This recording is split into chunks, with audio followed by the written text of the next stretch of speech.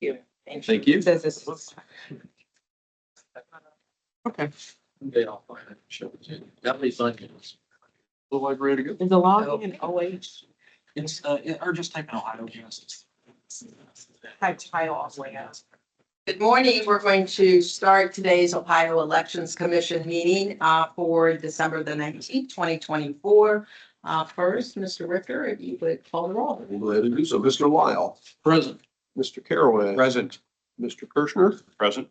Ms. Davis, Here. Vice Chair Hagan, Present. Chair Tavares. Here. 6 of the 7 members are present. Mr. Knight is not present currently. He has indicated us he will not be able to attend the meeting as he became sick this morning. Thank you very much, Mr. Richter. We will next have the approval of the minutes of the regular meeting dated November 21st of 2024. So moved. It's been moved by Mr. Lyle, Second. second by Ms. Davis. All in favor? Aye. One abstention. Thank you. Madam Chair, I would abstain as well. Okay, so I that, didn't sit that day. okay, so that would be 3-2. I think. No, I was here, but I was not seated that day. In the last meeting, November? Yeah. Yeah, Oh, were you? Okay. I sat out hallway for a while. Yeah, the November one, we Present. had the Hicks and Stewart. Oh, okay. You're right. We need I- night, I- we need night. to pass. You missed all of it. Thank you. So just maybe. Okay. Three, Sorry. two. Okay. My bad.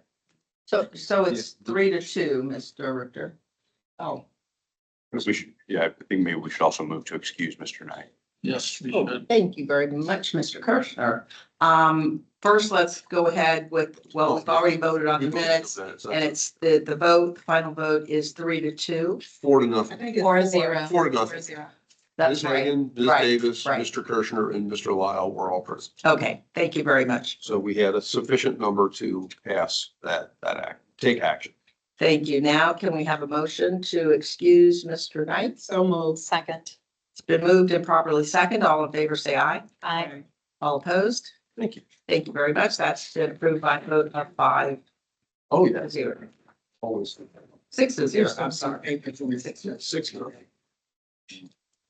Next, we're going to move into the preliminary reviews. The first is McKean versus Harris. That's case number 2024G-034. Mr.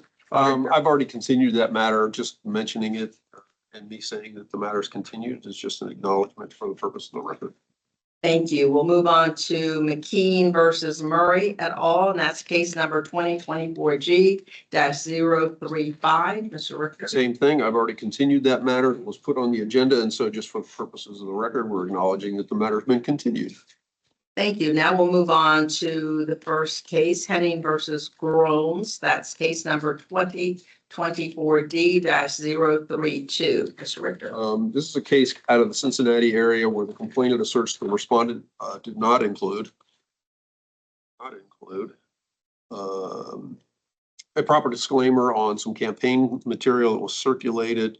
Initially, my response was to find a violation because we did not have a response. Subsequently, a response was submitted along with a motion for sanctions against the complainant. The response essentially was that the listed respondent was not responsible for the materials as reflected in some of the materials that were included in the complaint.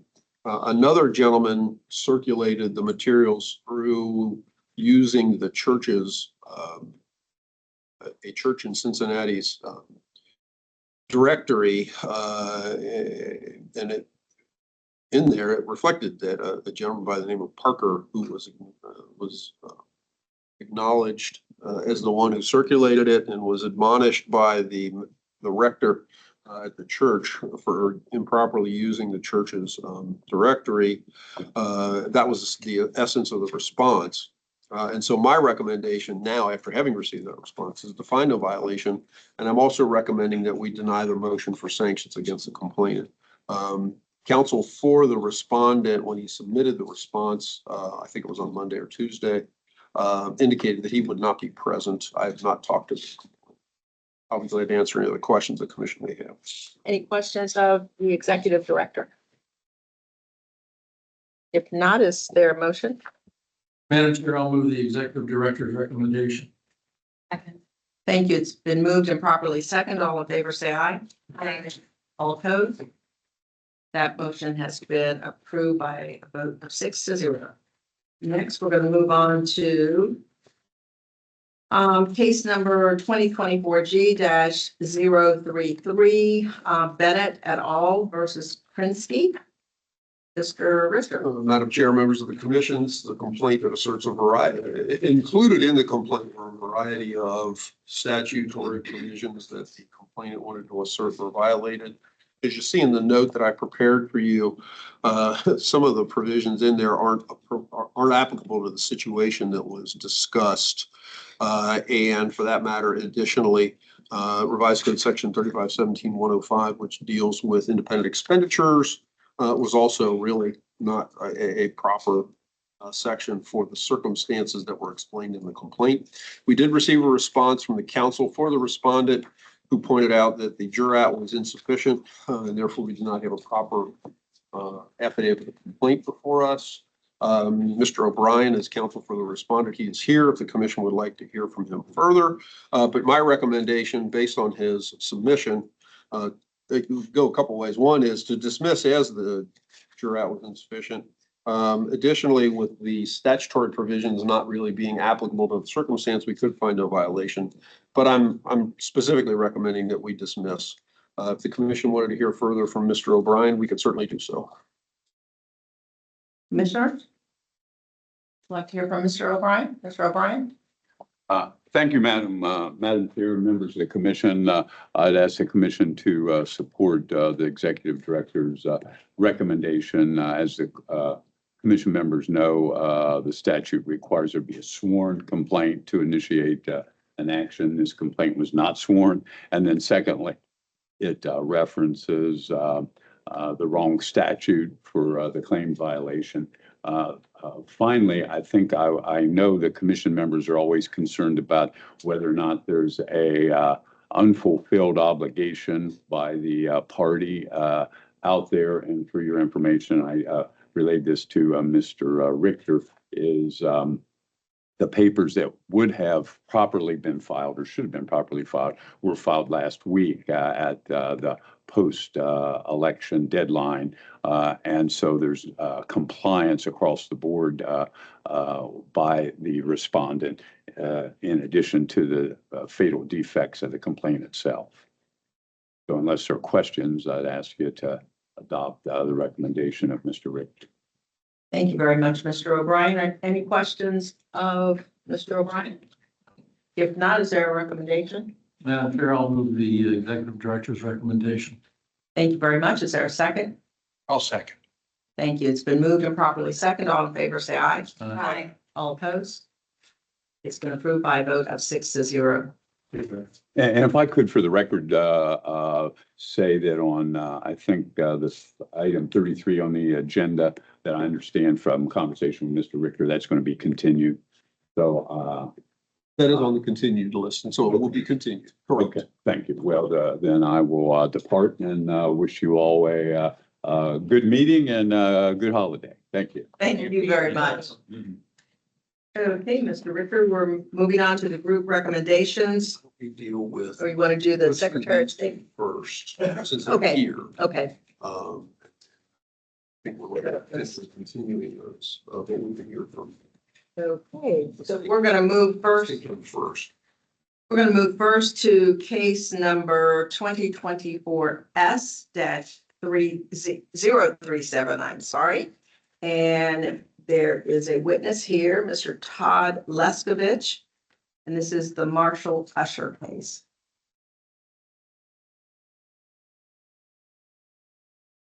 Morning, Madam Chair, and Commission, thank you for your time today. Give me a second, let me introduce the case to the commission first. I forgot my mouse, so I hate it. Terrible. Wayne Love. Madam Chair, members of the commission, this is a complaint, a referral from the Secretary of State's office against Marshall Usher for Ohio. The assertion is that there was a failure to file the 2023 semi-annual and annual reports. In looking at the Secretary's website, it did not reflect that there have been any reports filed. My current recommendation is to find a violation and impose a fine of $25 per day until such time as the report is filed. Mr. Leskovich is the treasurer, so he is one of the parties. So if you would be sworn, then you can make a statement to the commission about what the circumstances are. I do. Thank you. Go ahead, Mr. Leskovich. Well, the reality is I failed my obligation to file the reports and here to figure out what we got to do, how I can fix that moving forward, and obviously whatever consequences we have out of that. Okay, so the Secretary's website did not show that it reports, so that has not been done. Correct. I attempted to do it last evening. However, I don't have access to our bank accounts, as funny as that sounds. The reality of the situation is I got in over my head. I did a favor for a friend in this role and I didn't follow through, trusted them. And, I sit here today, Okay. but I did speak to the banks.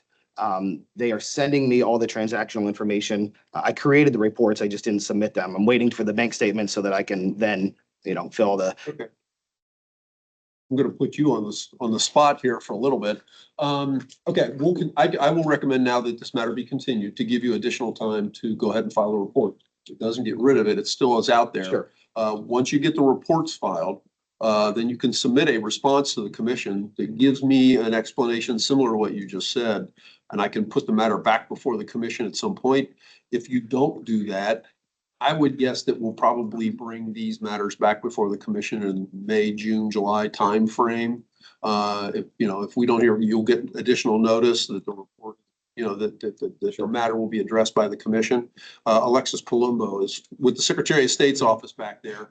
Not to say that she's gonna be able to help you directly right here, but she could probably find out who your campaign finance examiner is. Potentially you could work with that person to get your reports filed and figure out what you need to do. But at this point, I'll go ahead and recommend that the commission continue this matter I appreciate that. to give you additional time to get the reports submitted. I appreciate that. My goal is I want this done. By the end, I want my name done with this, be done. We'll get it done. Are there funds, what's the current, to the best of your knowledge, what's the current status of the committee? So to my understanding, because this was in 2022 was where he ran for, kind of a fun thing, I guess. And the funds, when I talked to the bank, I believe actually have a negative balance at this point. It was less than $1,500 total, that was in the account originally. But certainly based on what you're saying, I would probably encourage you to terminate the committee. Okay. If there's no intent to go on and run. Absolutely, no. But in order to terminate the committee, you have to get to a zero balance and it cannot be a negative balance. Okay, So perfect. you need to figure that out. And again, work with the staff of the Secretary's office. I'm sure they'll be able to help you get it resolved before you then come back to us and deal with the matter that's pending. Okay. Okay, Awesome. all right. I Are there appreciate that. questions? Not a or problem. information? Anybody have a question? Ms. Palumbo, did you want to share anything? Thank you. Good morning, everybody. Secretary of State's office does not object to Mr. Richter's recommendation, and we are happy, of course, to work to bring the committee in compliance. I have my card. Happy to share out then. Thank you very much. I'll move then to. Madam Chair. Oh, you have a question? Yes, I do Yes, have a go right. question for the executive director. Mr. Richter, since this is a case from 2022, is there a reason why we're extending it 6 additional months as you suggested? No, I am merely recommending that we continue it. If Mr. Leskowicz gets his reports filed and submits a response to us, we could call it back sooner than that. I was just saying if we just continue it, then if nothing else, if we're not apprised of anything else happening in the interim, then it would, just in the normal course of business, come back to us in that May, June timeframe. That's all I was saying. If you wanted to put a specific timeframe out there, I don't have any problem with that.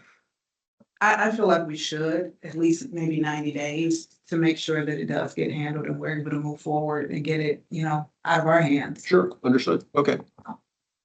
So we will continue this case for 90 days. Thank you, Mr. Leskovich and Ms. Palumbo. Appreciate your time. Quite Thank you. Happy holidays. Thank you. You too. And we're doing that Let's much. do, This one? yeah, let's do that one next. Okay, the next case we have before us is case number 2024 S-060. This is the Black Women's PAC. Mr. Richter.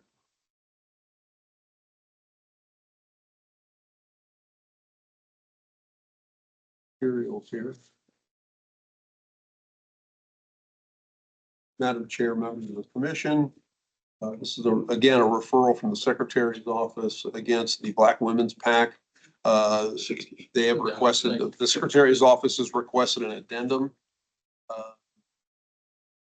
that would be submitted. That report, that addendum has not been submitted.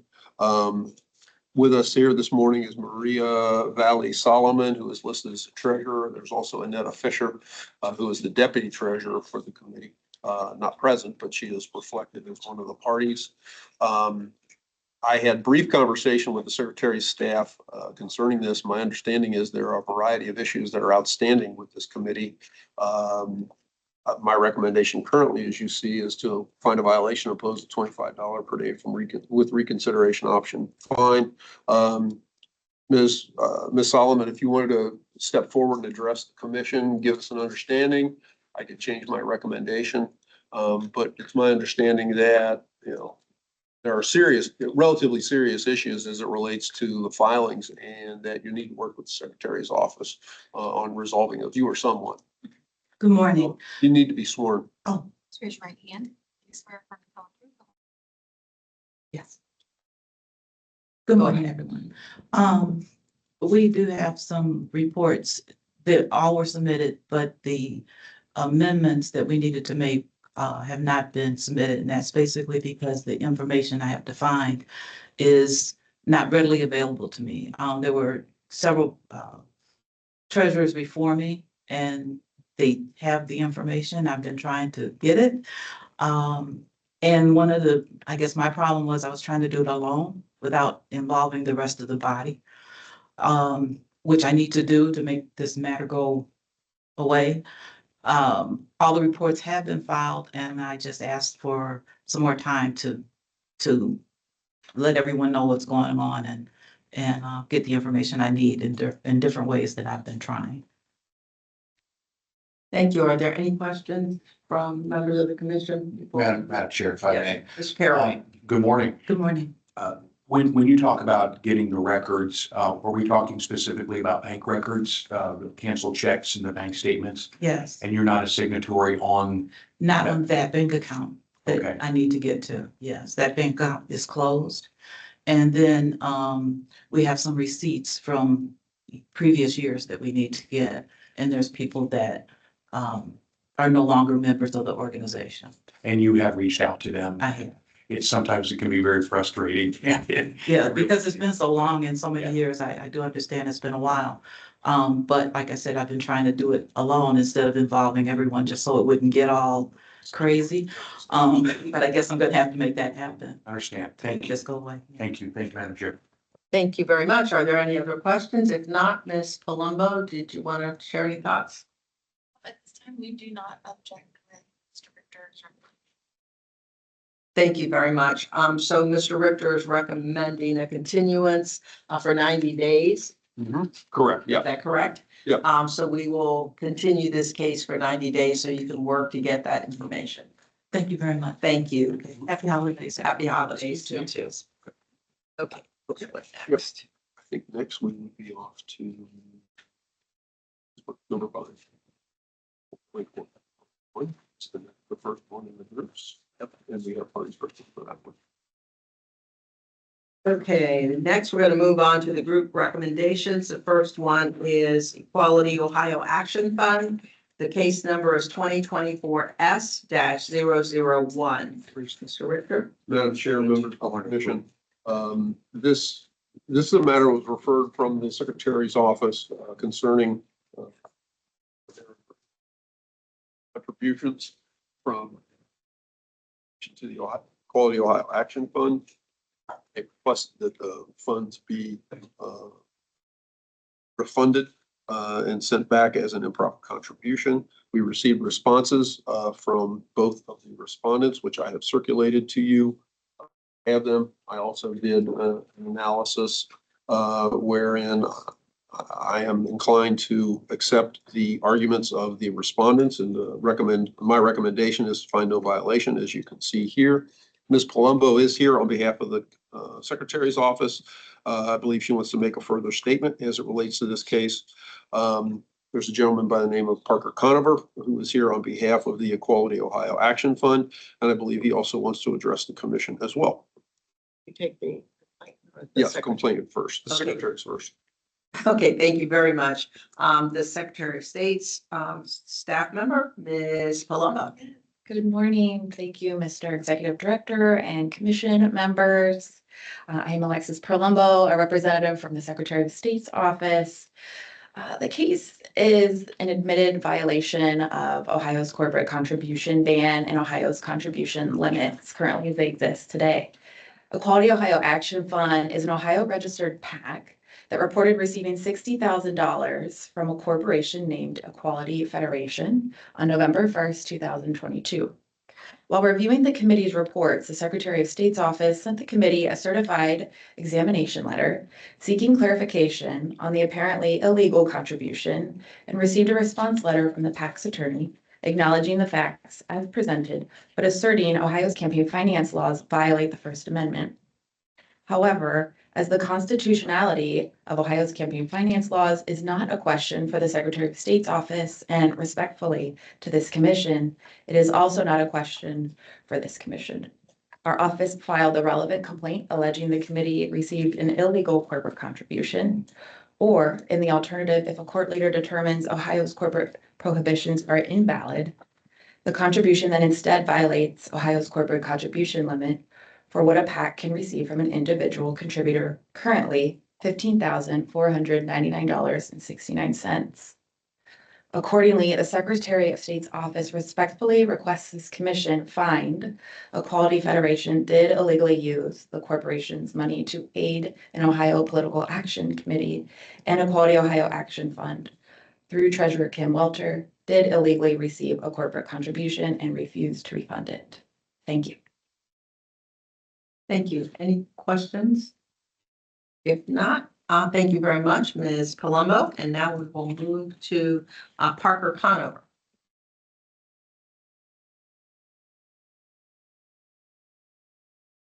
Thank you, Madam Chair. Thank you to the commission. Again, my name is Parker Conover from Godfrey and Kahn here on behalf of Equality Ohio PAC. Just for the record, appearing pro hac vice, that motion was approved by Mr. Richter a couple of weeks ago.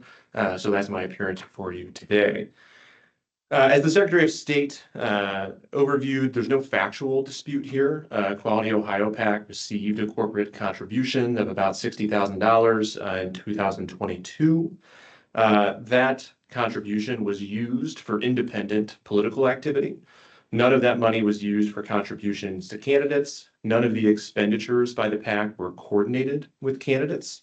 It was purely independent political activity.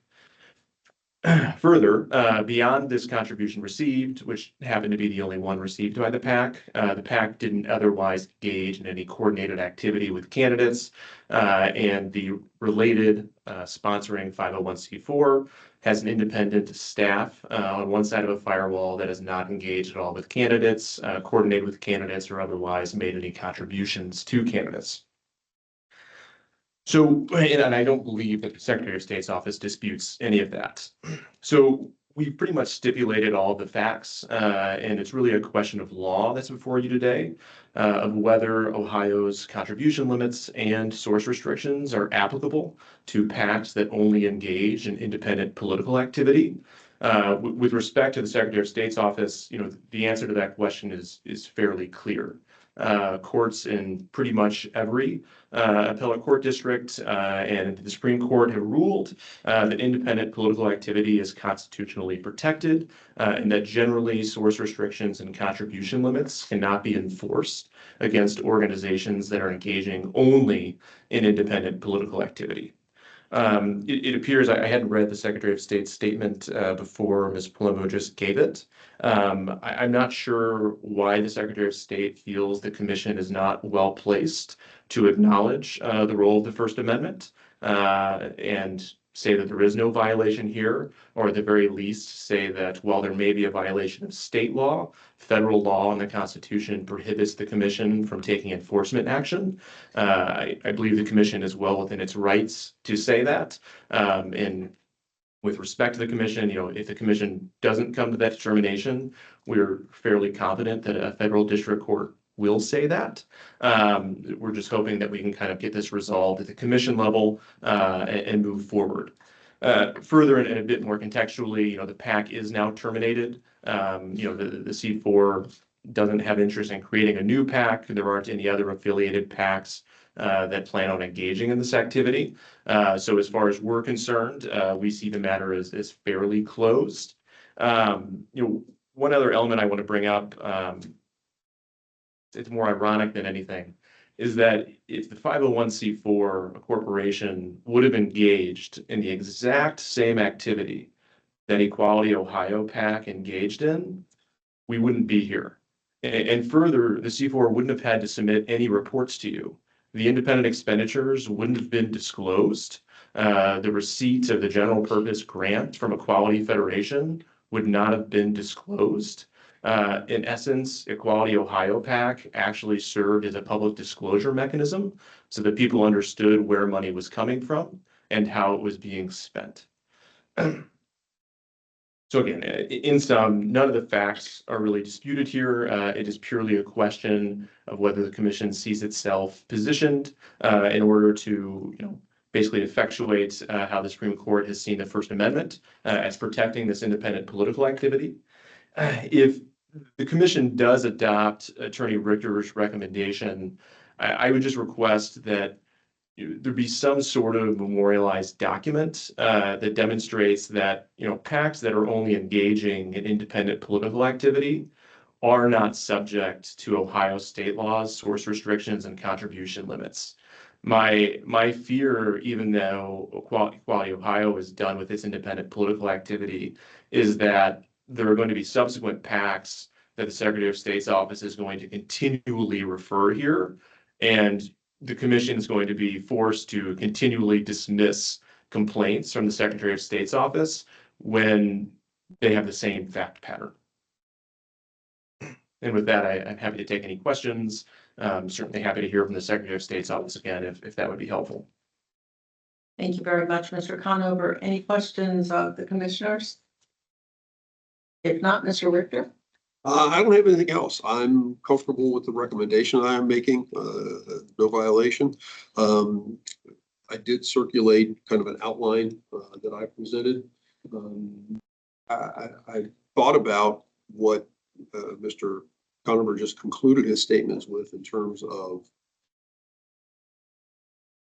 memorializing this more than just by including a finding of a violation. We could certainly, if the commission is so inclined, I could prepare an advisory opinion similar to what I did in terms of the outline to you all that I previously circulated that may be beneficial.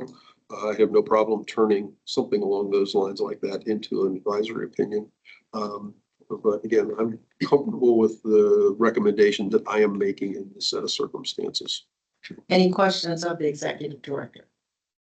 Madam Chair, I do have. Mr. Caraway. Thank you. Mr. Richter, my only concern is with this, it's very clear, obviously, our advisory opinion 2010 ELC-02 adopted in 2010 that you attached. We've talked a lot about this document over the last few years that I've been on the commission. One of my concerns is obviously the Secretary of State, their office found that this could have violated the law. There seems to be a discrepancy. I'm hearing two compelling arguments of two different viewpoints right now. Could you go into a little bit about why the advisory opinion passed by this commission in 2010 really cover, I think, your recommendation of no violation? I think it would mean a kind of extending it to a bit, yes, but I believe that it does. And certainly anybody who's been around campaign finance law, et cetera, is familiar with the Citizens United decision. Some may agree with it, some may disagree. That's kind of irrelevant at this point because the Supreme Court decided what it did. And at that time, I felt it was critical for the commission to be out front as it related to that particular decision and indicate how it intended and that how I believe the commission should proceed. Because if that had not been supported at the time and approved by the commission, we would have found ourselves in a courtroom with someone, challenging the statute and essentially winning without even hardly placing any effort before, as it went through the legal process. Ohio's corporate contribution law is incredibly similar to the federal statute that was at issue there. And so I thought it appropriate for the commission to say that any decision that we make will be kind of in kind with the nature of that decision. What we have here today, in my view, is kind of an extension on that, because what the court decided in Citizens United is that if an entity, whatever that entity may be, operates independently and does not engage with a candidate or a political party, that it essentially has every ability to do so without any kind of legal limitation to it.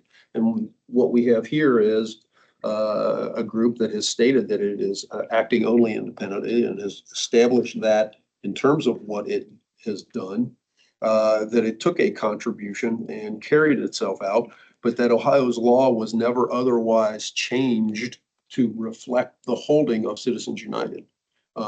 There were some very limited attempts at the time when Citizens United was originally decided.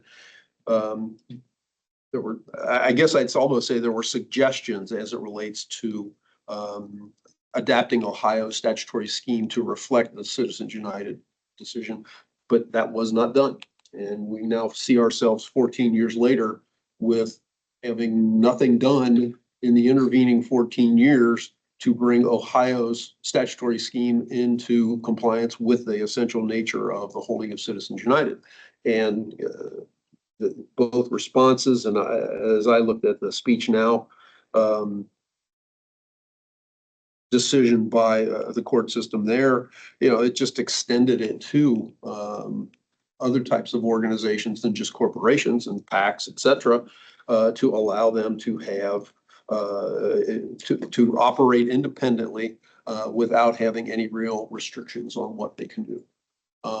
And had the General Assembly in 2010 or 2011 changed the statutory scheme, we'd be in a different situation.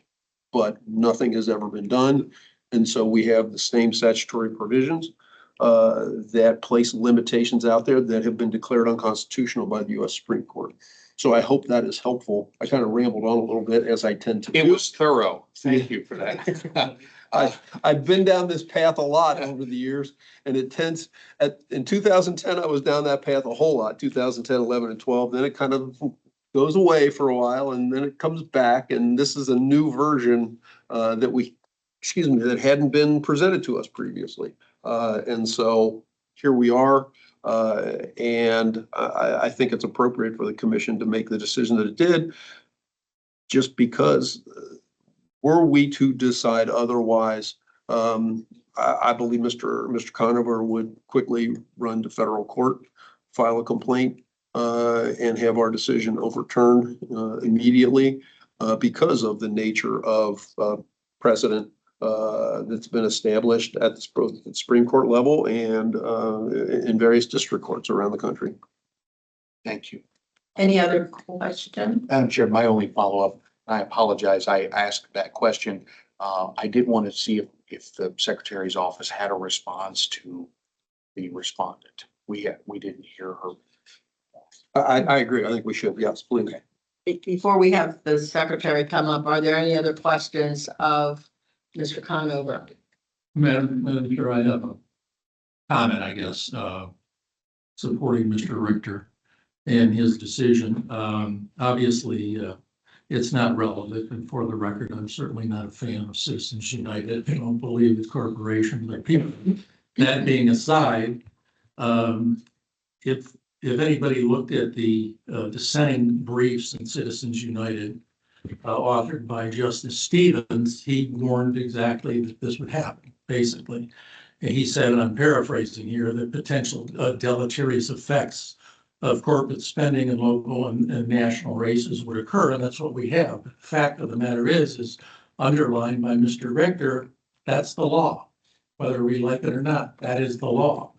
And Mr. Richter highlights in his analysis in the last paragraph, it says Citizens United expanded that interpretation to include essential holding for speech now that any contribution limits on entities that operate independent from any candidate, political party are unconstitutional.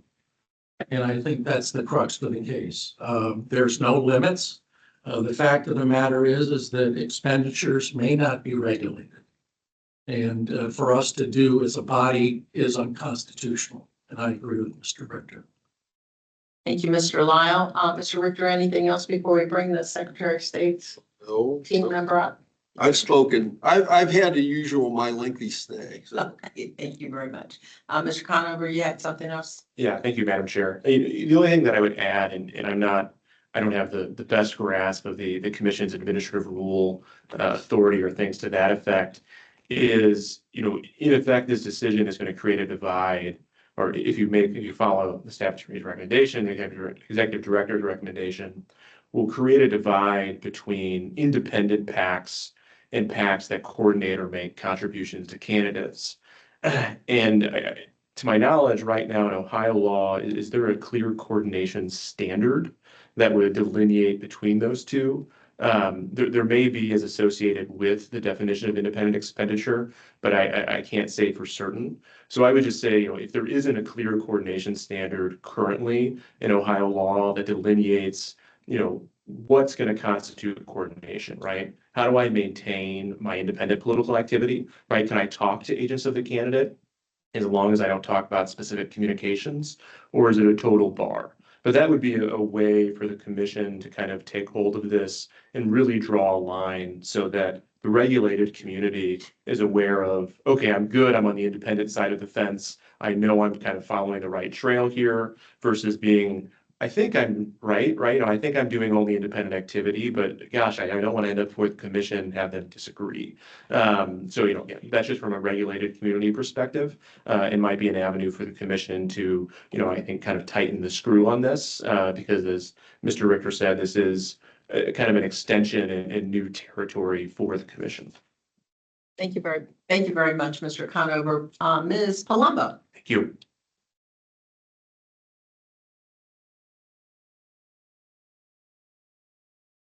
Thank you, Connor, for being here today. Appreciate your presence. And at this time, given the nature of the statutory scheme and the potential impact that this will have across the state of Ohio, the Secretary of State's office would like to request a hearing to present further evidence and discuss these matters at length. Director. What would the nature of that be? I'm not sure where you're heading with this. It's the position of the Secretary's office that there is potential consideration for the constitutionality of Ohio statutes as they exist today. And for that type of consideration, we would like to have an opportunity to present evidence and law at the hearing. And the nature of the evidence would be, because essentially the evidence is pretty much already before us at this point. We have your complaint that says contribution made, contribution received, and it's improper. Mm-hmm. What else is there? Because I think you covered it, and Mr. Conover covered it in terms of there's really no dispute as it relates to the evidence. At this time, I don't have the authority to request beyond what I've just presented to the commission. But we'd be happy to follow up with you, Mr. Richter, to provide more context and certainly alert council to what that might be as well. Madam Chair, if I just want to correct. Yes, before you do, Mr. Kirschner, Mr. Rickner, at this point, if you're making a recommendation of no violation, your thoughts about a hearing? Well, he's shared that. I mean, I appreciate the desire to more fully address, potentially more fully address. But I mean, I generally view a hearing as a situation where additional facts need to be laid out. The commission would then assess those facts, et cetera. And again, I'm not convinced that there are any additional facts, and we have Ms. Palumbo's statement already as it relates to their perspective on the case. I'm not convinced that a hearing on this would engender more information than the commission already has before it. And so certainly, I mean, if the commission wants to have a hearing, that's the commission's decision. But that's kind of where I'm coming from. The facts are pretty straightforward here to me as it relates to this set of circumstances. Contribution made, contribution received. Secretary's office believes it's improper. Refund the contribution. The parties have said no, that they believe they're acting within their constitutional rights.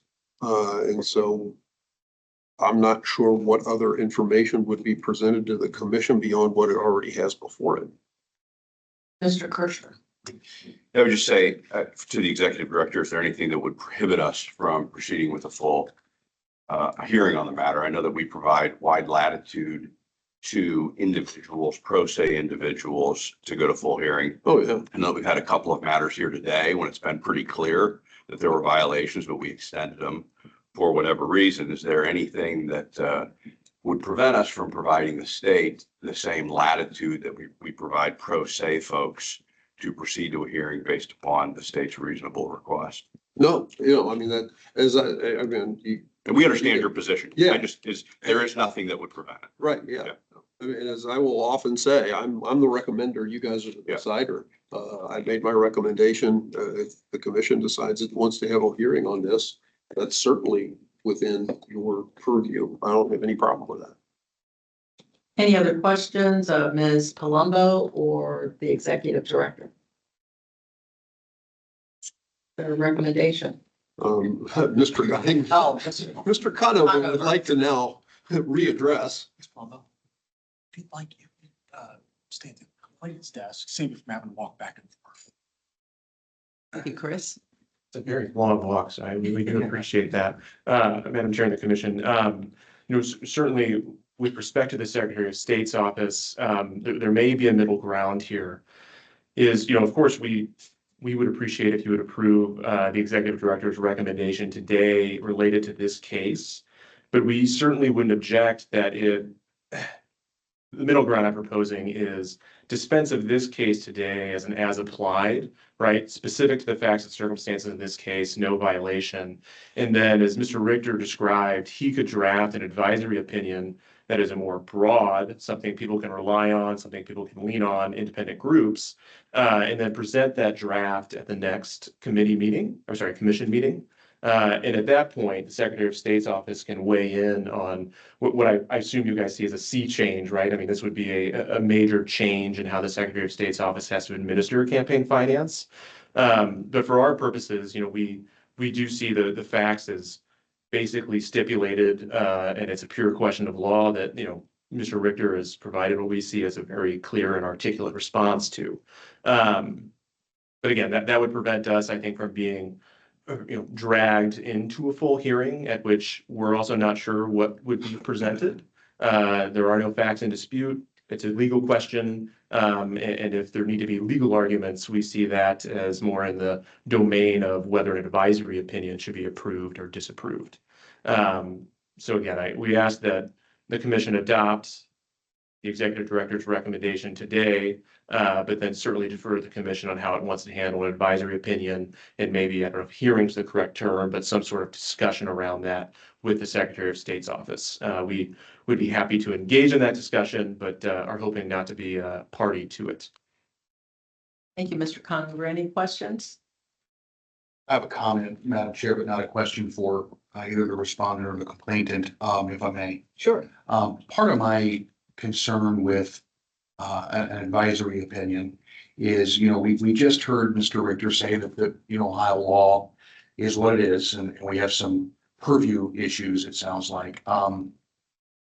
I would, rather than an advisory opinion, await the Ohio General Assembly to make a change in the law, unless, because we don't write the laws.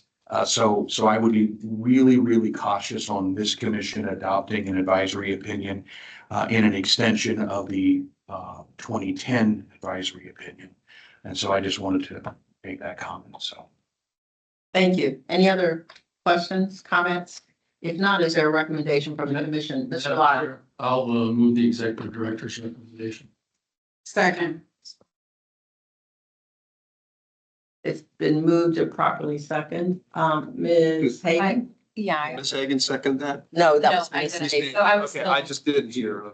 I apologize. So I have just an immediate concern of if we do approve this case and there's been an exertion that there are additional facts or patterns for us to observe that need to be presented, are we setting a precedent before we go into this extended conversation that is likely to transpire? So I just process, and also I've heard and respectfully understand why you would not want to be a party to such a substantial matter, but for our body, do we want to set a precedent where there might still be information that needs to be resolved or presented in front of this committee?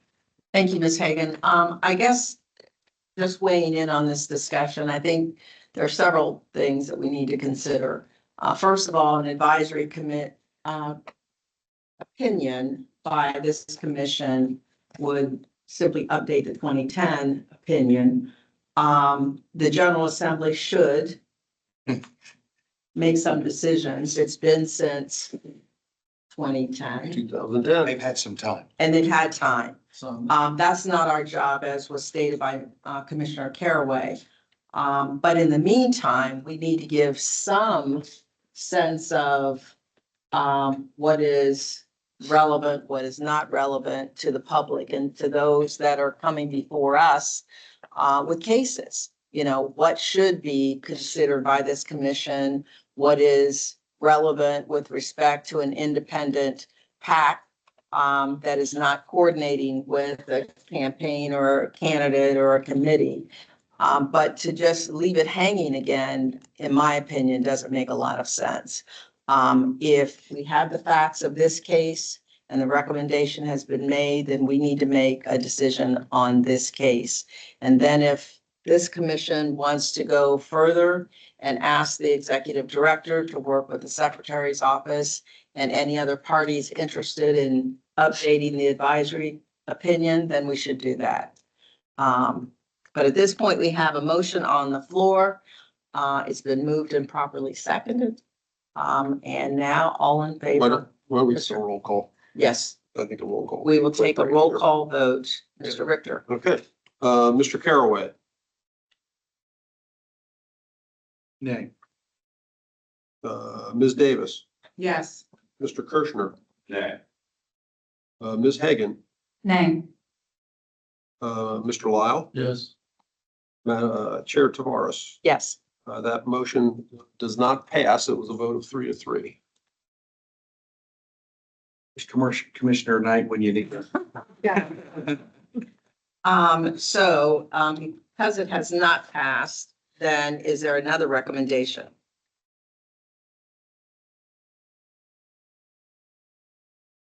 Madam Chair, if I may, a procedural inquiry. If I may ask Mr. Richter a question.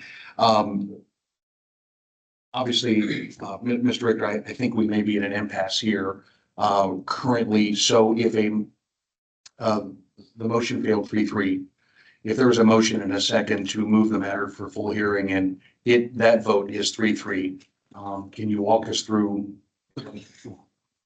what this? Haven't had that one before, believe it or not. Either we've made a determination or set a matter for hearing, so,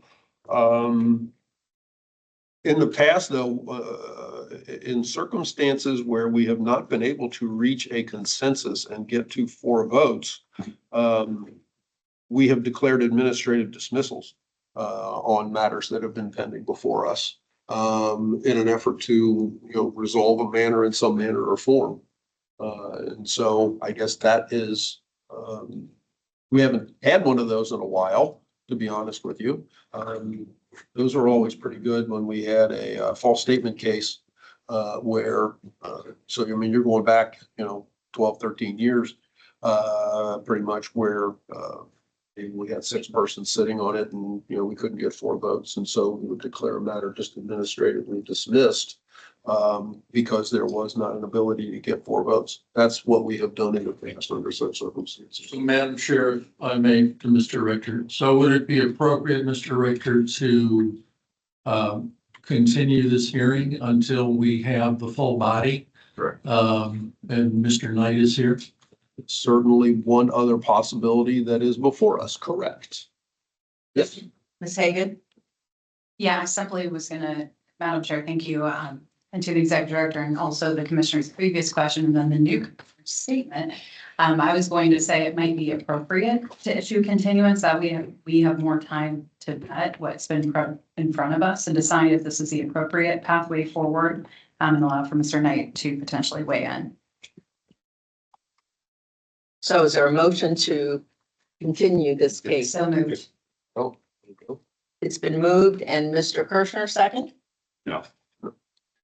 Only because I would like to move that there be a full hearing, but I understand that there's a motion present, so I'll let that proceed.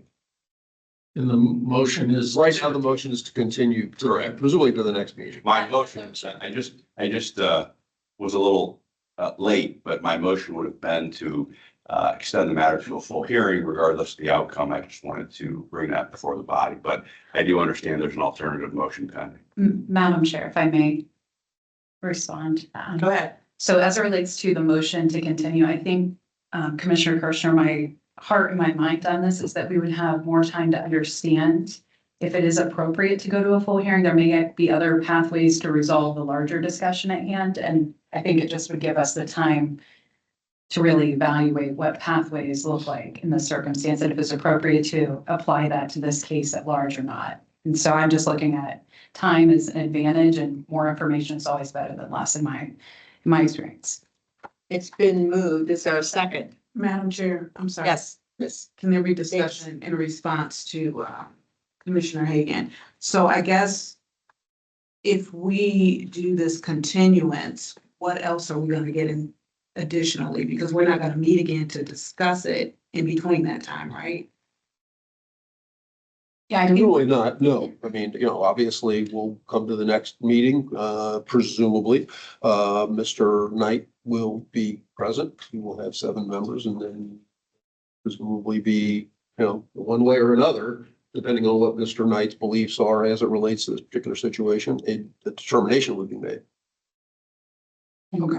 And it could be that Mr. Knight said, yeah, I agree with Mr. Kirschner, let's have a hearing, or it could be he agrees with Mr. Lyle, not just picking you 2 out to look that way, that there could be a final resolution of the matter. And if I'm to Madam Chair, thank you, and also to the executive director and commissioner. Phil, is it not appropriate for you, and maybe this isn't a pathway or a channel for resolve or greater understanding, but would it not be appropriate for you to have conversations with the Secretary of State's office on what the general concept is here and what a construct of resolution might look like outside of an actual case? And maybe that could be presented ahead of a decision on whether this case goes to a full hearing or not. I'm looking for that specific information before making a decision on whether this is the vehicle or there's another way to resolve the issue. Oh, yeah, I could certainly have conversations with both parties, in the intervening period and, bring forward to you whatever it is that I glean from that. So, So there's a motion on the floor. Mr. Lyle, do you have some more comments? yes, so I just want a clarification from Mr. Richter. So given the vote is 3-3, if it's deadlocked, what's your position as to what happens to this case? Well, I mean, at this point, it depends on what the nature of the commission's determination is on the particular motion that we have pending right at the moment. I understand that, but it's, If there is, if there is no, majority position, that actually takes service here, then I would recommend that we declare the matter dismissed, because we could not reach a majority vote on any motion that has been pending before the commission. okay, based on that information, I'm gonna withdraw my motion. What was? No, the motion is from Ms. Hagan to continue. Oh, Did you have a motion? no, Yeah, we had a motion from Ms. Hagan. There's been a motion by Ms. Hagan. It has not been Motion to seconded. dismiss was the one that went 3-3, or not to dismiss, to Let's read find that. elevation. I don't think, I don't Ms. think that's Hagan. right. Ms. I Hagan, thought I voted to continue the, no, you have not. The motion was to find no violation. That my was, initial one, right, and it went 3-3. Correct. and then Ms. Ms. Hagan, Hagan moved to continue, She moved to continue. and we have had conversation about that with no second to that Correct. motion to this point. It may help expedite our concerns. yes. I know we're in the middle, Okay, Yeah. I'm looking at Sandy, that's all. Madam Chair. One second. Okay, So, I'm sorry, I mean, we're getting. so I got you. just so everyone's clear, we have a motion on the floor from Ms. Hagan to continue the case. Ms. Hagan. Madam Chair, thank you for all the discussion. I think it's good when members, commission members are expressing our concerns and our lack of clarity. It's actually super healthy. But I would ask, is it appropriate, Phil, could we just have the complainant speak into whether there is vetting that could transpire, whether this is the only isolated vehicle for accomplishing the goal that they have concern at hand over? Because that may resolve my desire for continuance. If we know that information, then maybe the will of Mr. Kirschner or others to go directly to a case or not would make more sense. I'm confused as to what you're asking. Yeah, I think if I could, Madam Chair, I think that may be duplicative of what folks have already said. I think we've exhausted the discussion. And so we should really just move on to whatever motion may be pending. I would agree. Good luck. Okay, there's a motion on the floor. Ms. Hagan, moved to continue this case. Is there a second? There is no second. So next step, Mr. Richter, if we don't make a, is there another motion? Yeah, I was gonna say, are there any other motions that someone would like to bring? Madam Chair. Hold on one second. Hold on. All right, first I would say, yes, that motion dies for lack of a second. We are back to the fact that a motion to agree with my recommendation to find no violation did not pass by a vote of 3-3. I guess I would ask, are there any other motions that anyone would like to bring before the commission at this time? If I could just, Madam Chair, ask for a bit of clarity. We have a motion that was deadlocked on whether or not to agree with the recommendation. We have no second to a continuance. It seems to me we have two options here. The first would be to proceed to a full hearing. If we had a motion about whether to proceed to a full hearing and that was deadlocked, then it would result as a matter of logic in the administrative dismissal. Is that relatively accurate? That is historically what the commission has done All right, in those so in situations. Good. So in an effort to bring this matter to a head, I would move to bring the matter to a full hearing, knowing that if it's deadlocked or fails, then we'll result in administrative dismissal. So I could, if we could just proceed through that, I would move to bring the matter to a full hearing. Is there a second? So moved. It's been moved and seconded. All in favor, say aye. Or do you want to do a roll call? I would Do another roll recommend a roll call again. Yes, give me 1 second to chart my approach here. Ms. Davis. Motion is to set the matter for hearing. Ms. Davis. No. Mr. Caraway. Yay. Mr. Lyle, No. Ms. Hagan, Yay. Mr. Kirschner, Yes. Chair Tavares. No. That motion also fails 3-3. And so I would say that the commission has declared that this matter is administratively dismissed. If there is any further action the commission would like to take as it relates to this particular matter, I'm up for conversation. You can see what the Secretary of State does in the interim, but this matter, I would declare this matter dismissed. Madam Chair and the Yes. Executive Director, there was a third option that I think was not expressed. And so I guess the question of it administratively being dismissed, I don't know that that was agreed upon in the motion as an alternative so much as the concept that there were 3 options. I think there is one additional option, and I could be wrong. Is it true that if the chair desired, she could gavel and continue the case herself? The chair does have that. We have generally acknowledged the chair has that option available to her. Yes. For clarification, Mr. Richter, if I may. I know that's normal with the chair when we have a case that's already continued. I mean, they can do that, but given there's been a motion. And the motion did I'm not. not so sure I agree that the chair has the ability to then continue the case. I understand your position. I don't necessarily disagree with it. I was merely stating that that is something that we have consistently allowed the chair to do, should he or she decide to do it. I'm not sure that's accurate with respect to Robert's rules, but. This is a different situation than we have ever faced in the past. I understand it.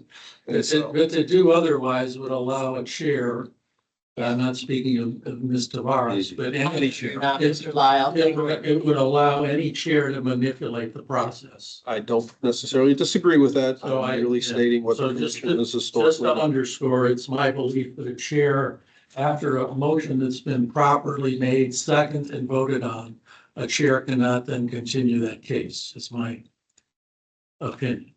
I agree with the commissioner after after a motion has, because the train got on the tracks and I think, but I agree with you, Commissioner Lyle. I mean, the vote's been taken.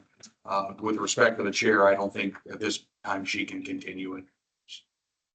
Thank you all very much, because I Thank was you. not going to take. There you go. All right, this matter has been dismissed. Madam Chair, if I could, just a matter of a procedure, the matter has been dismissed on procedural and not substantive ground. Correct. That is correct. Correct. And on that note, I think we do need to look at coming to some resolution with the Secretary of State's office and certainly to engage the Ohio General Assembly. This is pretty embarrassing that we're this far along and still haven't come to a conclusion on actions that were taken in 2010. Because this is going to come up in other cases. Yes. Mhm.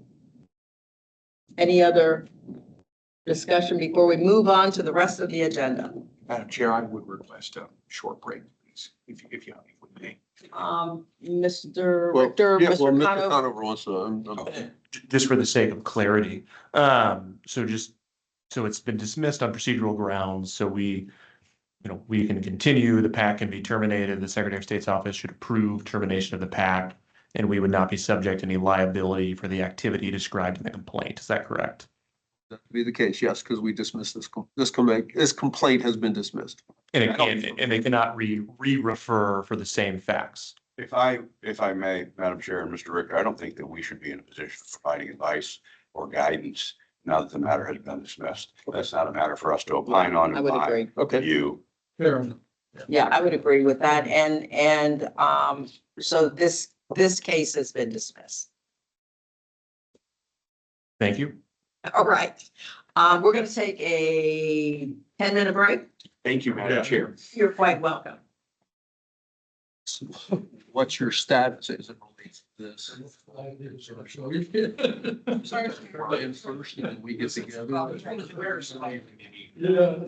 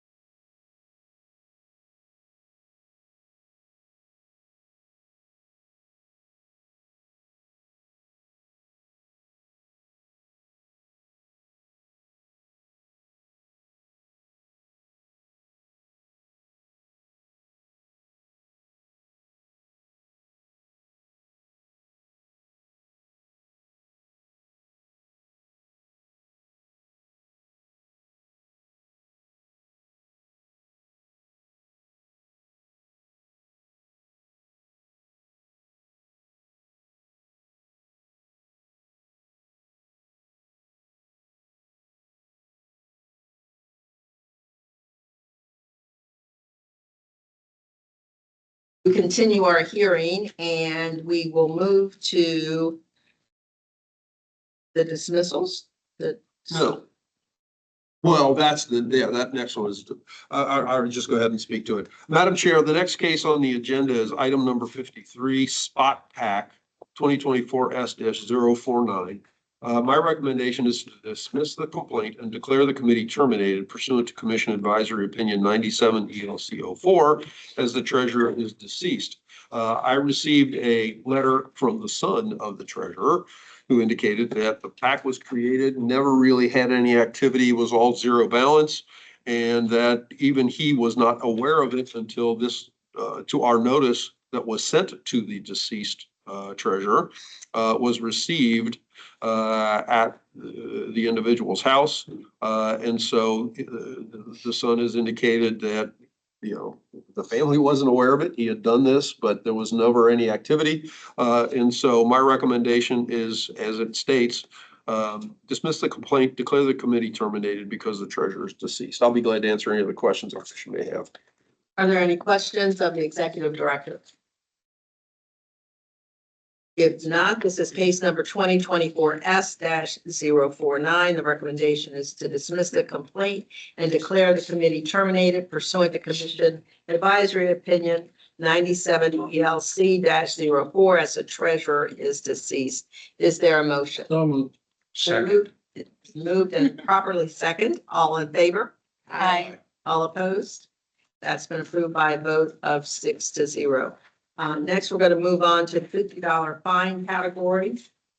And we have, all of these are cases 2024 S. First one -004, 009, 023, 024, 026, 030, 032, 046, 052, and 053, 058, 062. Mr. Executive Madam Director. Chair, members of the commission, as indicated on my little note there, the report, all the reports here were submitted beyond about 2 weeks from the due date. A response was received giving an explanation. And so my recommendation is to find a violation and impose a fine of $50 in these matters. And I know we have Ms. Palumbo. Any comments on any of these cases? Thank you, Madam Chair. No comments at this time, and we respect the discretion of the commission. Thank you very much. Is there a motion from the commission? So Second. It's been moved and properly second. All in favor, say aye. Aye. All opposed? That has been approved by a vote of 6-0. Next, moving on to the $100 fine category. All of these are 2024 S, as in Sam, -006, -027, and 031. Mr. Executive Director. As reflected, the report was submitted, about a 2-week period. There was one prior. I received responses, I believe, in all these cases. And so my recommendation is to find a violation and impose a fine of $100. Thank you, Mr. Richter. Any comments from the Secretary of State's office? No comments. Thank you. Thank you very much. Is there a motion? So moved. It's been moved. Second. It's been moved and properly second. All in favor, say aye. Aye. All opposed? It's been approved by a vote of 6-0. The next case is 2024 S-035. Mr. Executive Director. Yeah, this has been one that's gone on for a little while, and you can see that there was a prior case in which we made a finding and imposed a $25 per day fine. The reports have now been submitted. The committee is in compliance, and so my recommendation is to reconsider the prior case 2023 S-027, consolidate it with this case, find a violation, and impose a fine of $500. I'll be glad to answer any other questions the commission may have. Are there any questions of the Executive Director?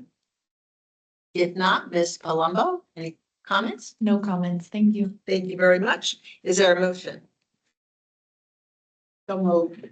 Second. It's been moved and properly seconded. All in favor, say aye. Aye. All opposed?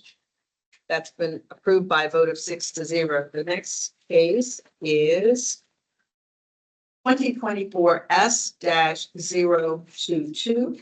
Mr. Executive Director. It's another one with multiple prior violations, and we've imposed multiple fines. All the fines have been paid. I'll give credit for that. It's back again before the commission.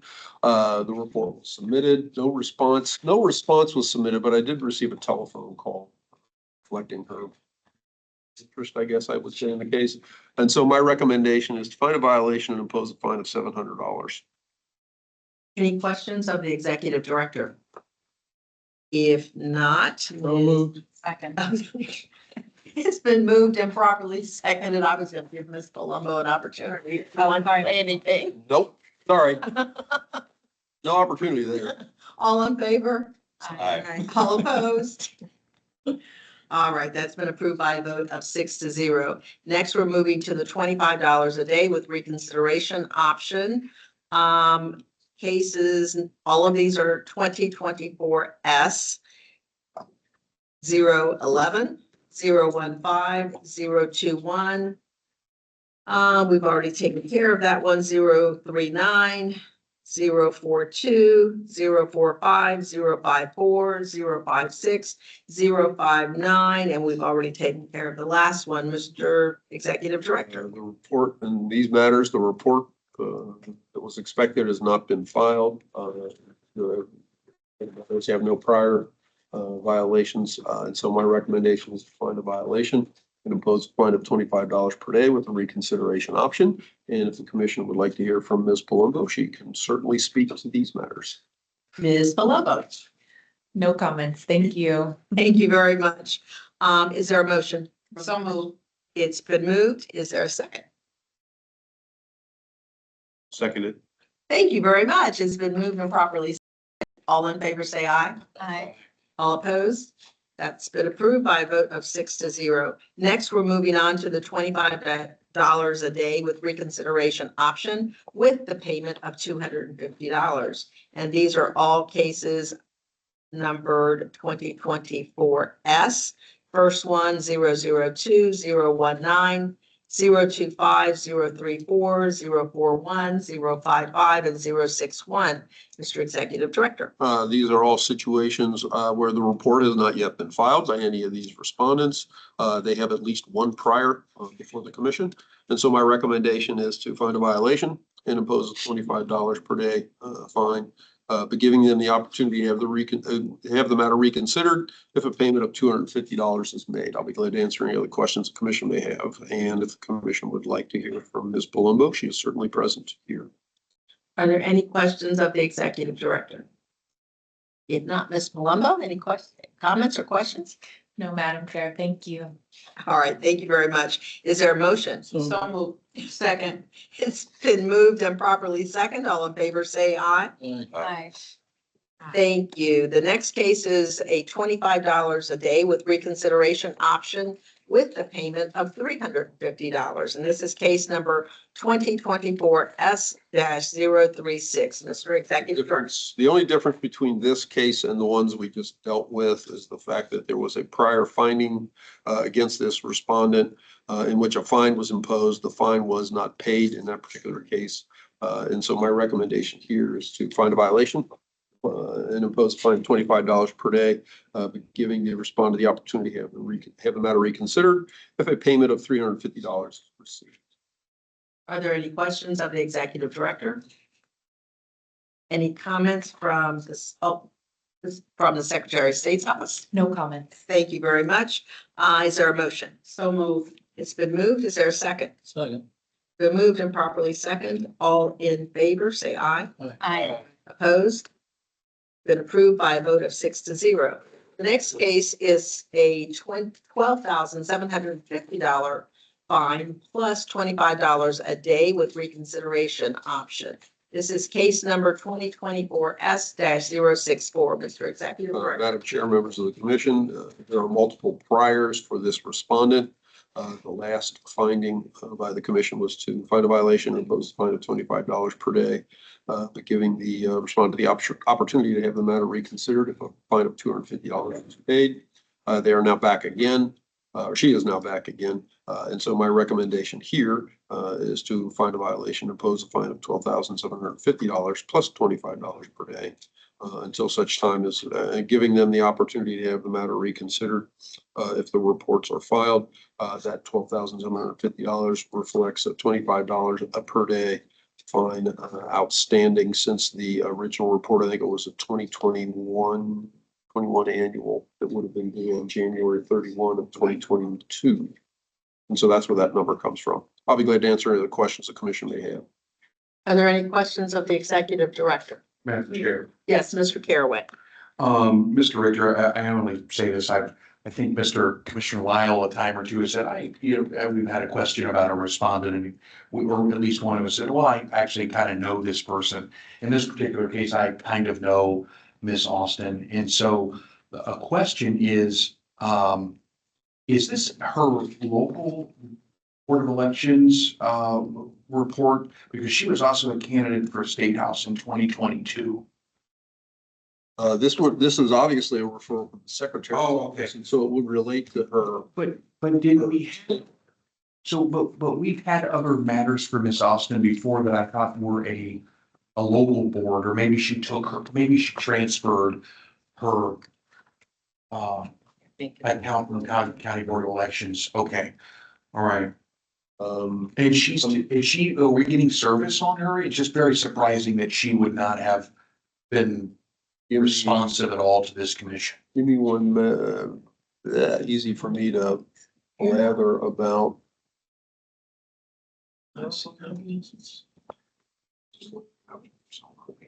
She has lovely Christmas lights. Well, 1 second, please. I apologize for the delay. I want to look at my ICW. I did not do so, and my computer in the intervening period shut down, so I can't grab it right away. Okay, what is that? Oh, good. It's toward the end. That's the six.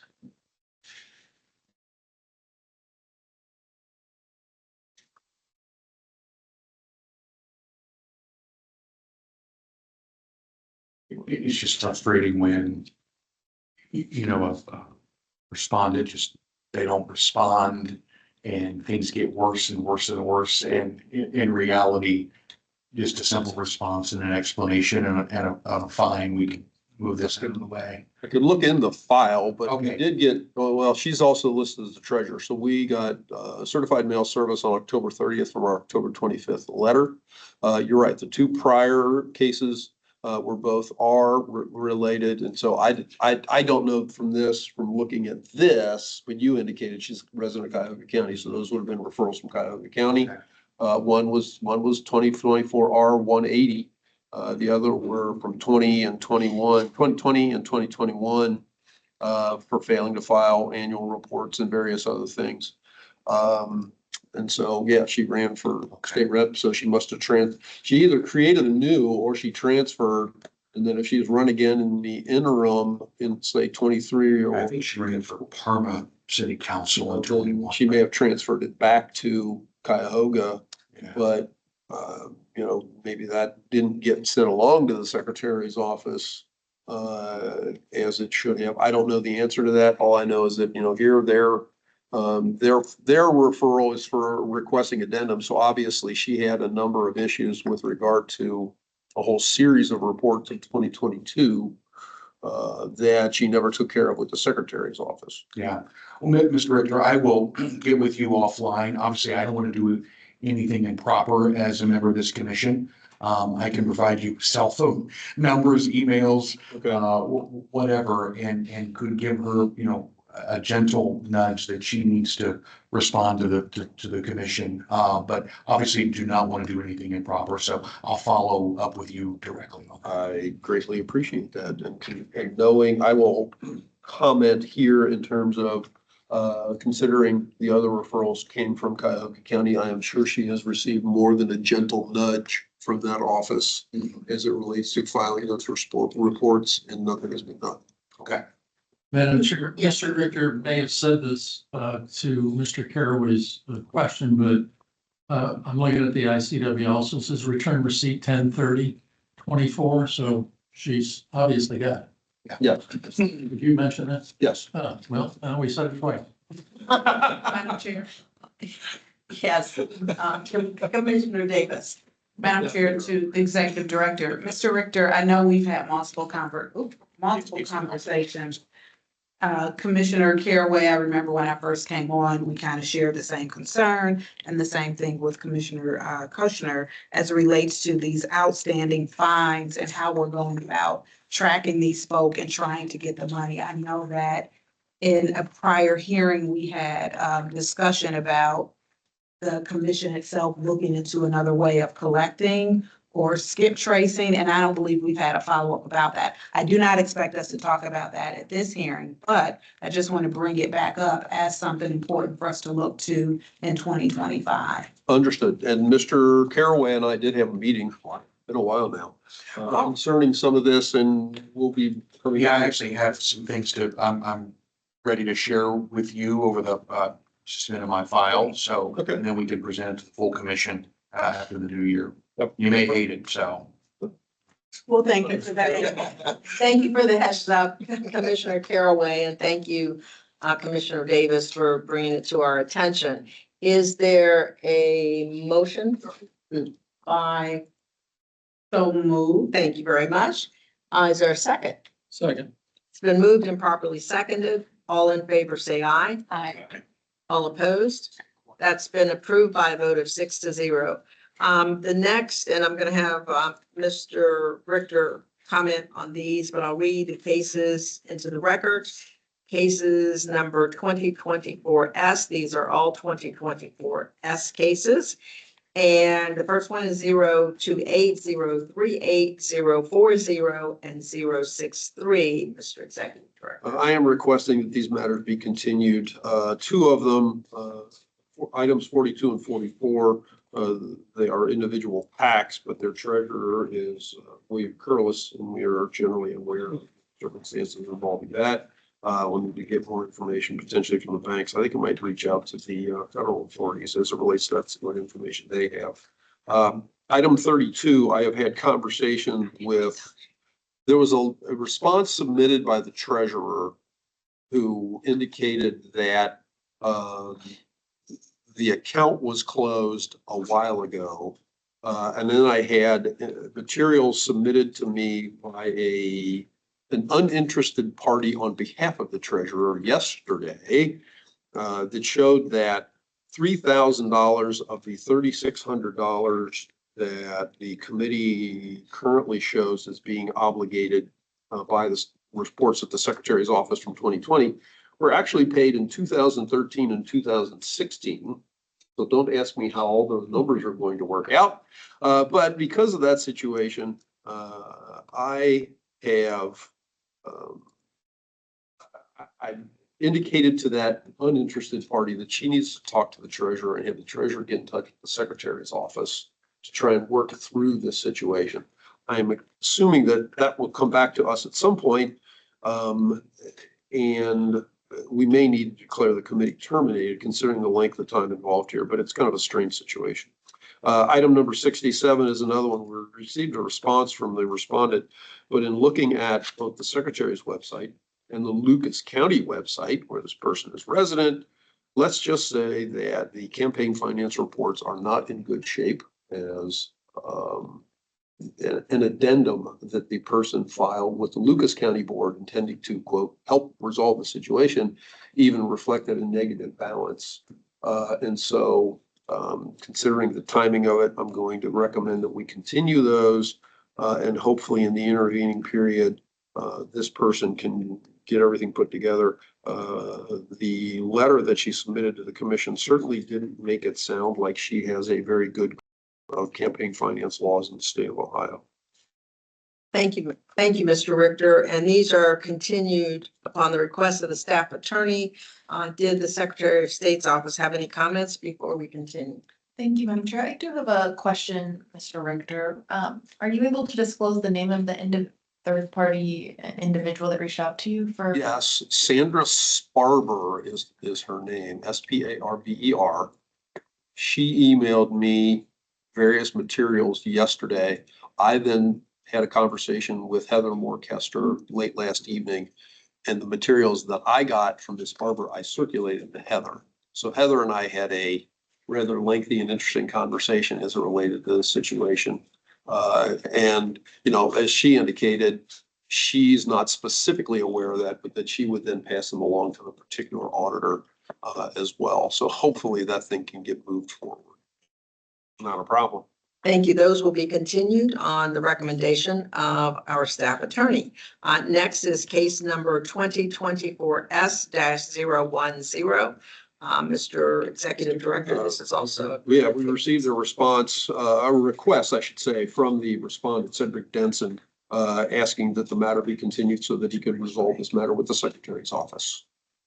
So I am, based on that, I am recommending that we continue this matter.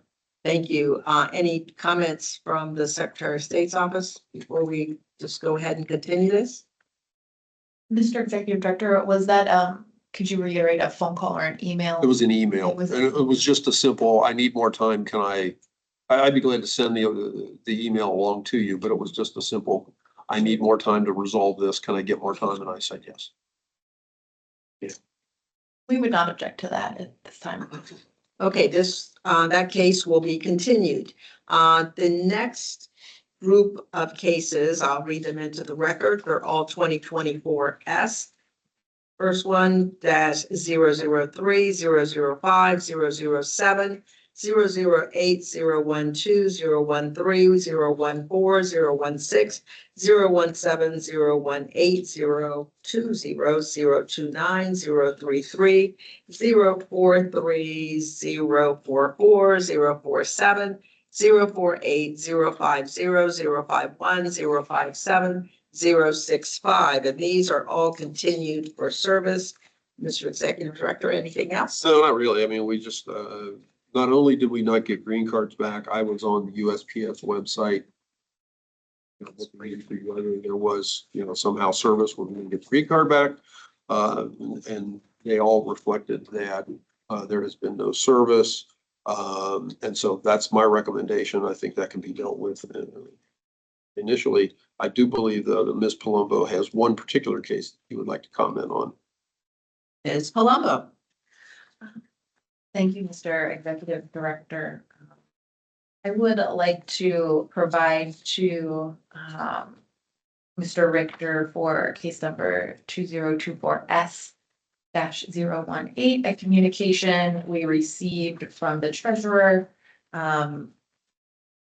June 14th, 2022 with an apparent updated address, and that's something we'd be able to provide to the commission at this time for the record and potential service outreach. Thank you very much. So those will all be continued. Next are reconsiderations. Yes, If Mr. I Carroll. may rudely interrupt. I didn't catch it at first. If I can, you continued upon the request of the staff attorney, item number 32 on our agendas, it's 2024S-28. Correct. I thought I recognized the name, and it appears that Senator Drake passed away in 2020. And we had another matter here. So why are we not just dismissing this? Because if you look at the Secretary's website, it shows the last filing made by this committee as being in 2020 and reflecting a balance of $3,666 and some odd cents.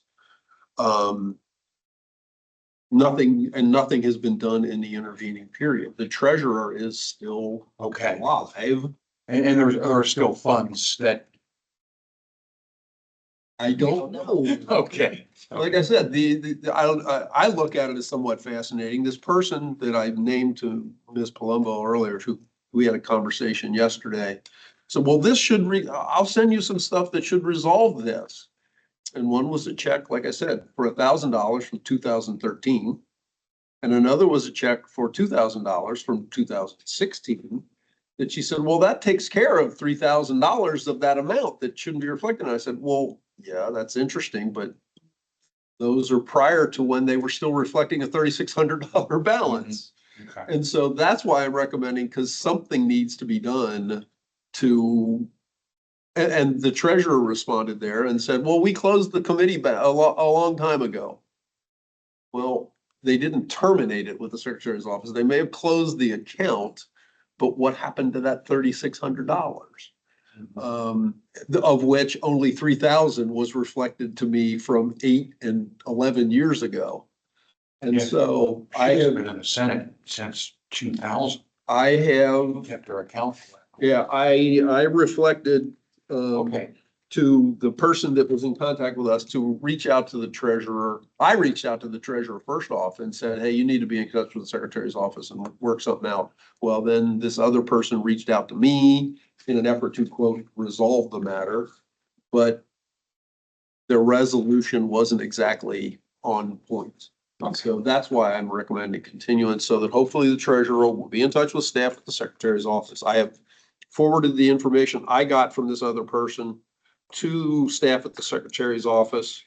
So that's why that's still alive, is because they've got problems with their campaign finance reporting. And you need to get to a zero balance. Yeah. Thank you for the opportunity, Madam Chair. Thank you. Any comments from the Secretary of State's office, Ms. Walker? No, Madam Chair, thank you. You are quite welcome. Next, we're gonna go to, those were all continued. Next, we're gonna go to reconsiderations. Reconsider, this is case number 2024 R-321. This is to reconsider the matter, vacate the previous imposition of the per diem fine and instead impose a fine of $250. Mr. Richter. This is a matter whereas staff is going through due diligence on, before we get a matter sent along to the AG's office or something along those lines. Came across the fact that Mr. Brown and or Mr. Tebby, who's the treasurer, filed the report with the Franklin County Board of Elections. And so we sent out notice to them saying, hey, this matter will be continued. Let us know, this matter will be reconsidered because we made a prior finding and imposed a per diem fine. We reached out to them. No response was submitted to the commission. There was a prior case in 2019 where we found a violation, imposed a $50 fine that has not been paid. And so therefore, my recommendation here is to reconsider this matter, vacate the previous imposition of the per diem fine, and instead impose a fine of $250. I'll be glad to answer any of the questions the commission may have. Any questions of the executive director? If not, is there a motion? Second. It's been moved and properly seconded. All in favor, say aye. Aye. All opposed? That has been approved by a vote of 6-0. The last case on the agenda is case number 2024 R-342. This is a reconsider the matter, vacate the previous imposition of the per diem fine, and instead impose a fine of $50. Mr. Executive Yeah, Director. and this is one where went through the same process, sent out notice. This time we did get a response back from the respondent. The report was filed in October of this year, even though it was due back in March. The response stated the candidate has suffered a series of serious physical issues that caused him to be hospitalized in December when the initial reports were due, and on through a number of months that all played into his inability to submit reports. But all reports have now been submitted and filed once he was able to recover, deal with the issue presented. And so my recommendation here is to reconsider the matter, vacate the previous imposition of the per diem fine and instead impose a fine of $50. I'll be glad to answer any of the questions the commission may have. Are there any questions of the executive director? It just strikes me as, are all these issues relating to a significant health concern? It certainly appeared to be the case, yes, based on his response. I oftentimes in a situation like this, on a recon, I would probably recommend a $100 fine. I dropped it down to 50 because of the nature of the explanation. But certainly if the commission decided it wanted to go further, let's say find good cause, I certainly respect and understand that if the commission wanted to do that. Did you struggle with whether to issue good cause on your own? It's at least something that was in the back of my mind, yes. I think in in the mindset of a little holiday cheer, I would move to find good cause. It's been moved. Is there a second? It's been moved and properly seconded. All in favor, say aye. Aye. All opposed? That's been approved by a vote of 6-0, and thank you, Mr. Kirschner. Other business, our next meeting date is scheduled for January the 16th of 2025. That's what. So unless there are any other questions, comments, or anything? Yes, of course I have. I'm sorry. Yeah, okay, so there are two commissioners who have either a question. You have a question, Mr.? Well, I wanted to sing a Christmas carol, Madam Chair, but, Well, you have a radio voice, so go well, ahead. in the spirit of the holiday season, I was hoping, very briefly that the executive director could give the commission an update on our ability to take credit card payments. That We feels are- like. Finally, it is all done. We do need to, it is not quite in place yet. Okay, But everything has been done. They actually got back to us. One of the delays was the fact that the person at the, what would you call it, the contractor for this, for the treasurer's office was on maternity leave for an extended period of time, for his first child being born. He reached back out to us and said, hey, here's the pages. okay.